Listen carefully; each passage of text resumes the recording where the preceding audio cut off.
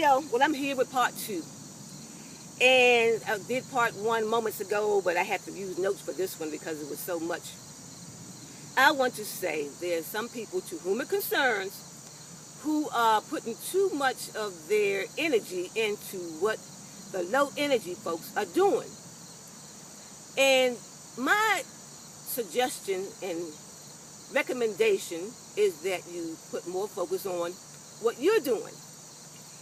I have shifted my particular positions mainly to focus on what I'm doing. What am I doing to enjoy the fruits of my spiritual investments? What can I do more to augment, to add to multiply in having myself remain consistently at high frequency levels? It's not so much about what they do as it is what we do to transform ourselves, to get ourselves in places where we are, for the most part, unbothered. Yes, there are realms that we can be in that overall, the shit just doesn't bother us. We can pay that shit dust, bring out our feathers and dust that shit off, be unaffected. And yes, there are times when we will have, some emotional baggage as a result of things that are directed our way from the low frequency path, so to speak. But I'm talking about more and more, we're on the increase when it comes to being mostly unaffected by the agendas that are in low life places. Okay, and also, don't give folks more power than they possess. Own your power. Embrace your power. Concentrate on your power. Center yourselves, ground yourselves in your power places. And don't underestimate the universe. The universe ain't missing a beat.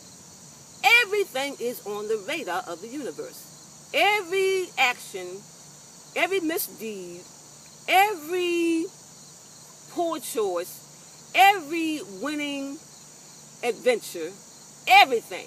I mean, from the smallest to the greatest, the teeny weeny to the massive to the major, the radar of the universe is always finely tuned. And it will handle matters without all the time us casting spells and doing rituals and mean mugging on people and wanting to curse folks and things like that. Like I said, everything has a season, and there's, a time for certain things. There's no one-size-fits-all. There are no formulas. There's a case-by-case basis thing going on, and when you meditate, a lot of things get downloaded and give you guidance, direction, ideas, creative tips, and so forth, and solutions and resolutions to whatever the fuck is going on. So don't just get overcharged in emotional activities and seeking revenge and lusting after, payback and all that. That can be, tiring. That can take up too much of your invested time that needs to go in places that are more conducive to your own transformation and further growth and maturity in the mystical world. And as I said before in another video, the low frequencies will fight, but they won't win over the high energies. It's impossible for that to happen. The only time that can occur as far as the low frequencies winning over the high energies is when we don't own our power and give the low energies and folks that tout it the power, give them more power than they possess. We can learn how to weather the storms marvelously. And those low energies and vibrations cannot snuff out our lights, people. And also, there are moments and seasons when we are to embrace and to delight in the darkness. There's power in darkness. There's enlightenment in darkness. There is a major download activity going on. There are activities that are major going on in the areas of darkness. So get in the darkness and digest it and delight in it and swallow it and have pleasures in it. And there's a time for the light and a time for the darkness. And they both have their bonuses, people. And we can learn how to thrive in the clamor, thrive in the noise, thrive in the so-called chaos, thrive and flourish. Swim in sharp waters unbothered. Yes, there is a place, there are places, there are dimensions beyond the third where all this can transpire and manifest on the regular. You need to know it and own it. The universe is calculating, people.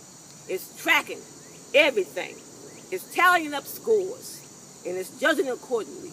It's executing accordingly. It is manifesting accordingly. We are to collaborate with the universe's alignment. Yes, get in line, and don't be playing the piano if the flute is your instrument. Don't be playing the flute if the sax is your instrument. What is your instrument in this grand orchestra of life? Yes, don't be misplaced in the band playing an instrument that doesn't have your name on it. Yes, play your horn, baby. Play that organ. Yes, with flourish. And the beat goes on.